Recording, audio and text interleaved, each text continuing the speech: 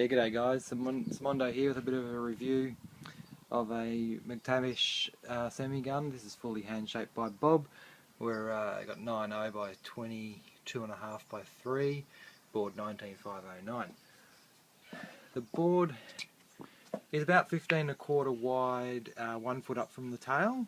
The final tail rocker, which I think is a very important part of the board, is moderately flat.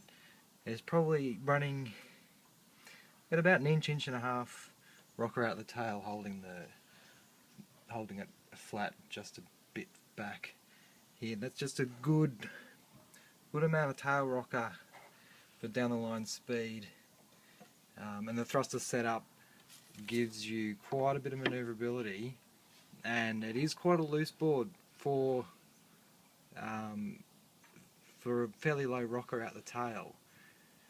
Quite modern rails out the back here. The current speed shapes that Bob's shaping by hand up in Byron Bay are not as modern in the rails as this particular one, and typically he's shaping them as either a glassed on single or a single box with no side bites. We ummed and ahed about this one for a while and added the side bites.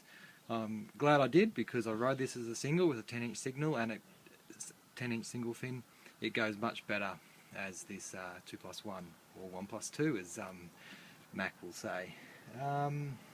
Let's see, a little bit of final V right out the tail, same just in front of the fins here, in amongst the fins, just a little bit of V, through there. The wide point is just a little bit forward of centre, but not quite as far forward as some of the other speed shapes that are getting done at the moment, and it's still got just a little bit of V through this midpoint, but basically quite flat. A fairly modern rail, still up in the middle here. It's not an older, rounder rail. It's quite flat all the way out, and this entry area at 1.5 foot is basically flat, but still with a really slight V. When you get used to them, you don't need concaves up there. The little bit of V up front, actually, I think, is actually better.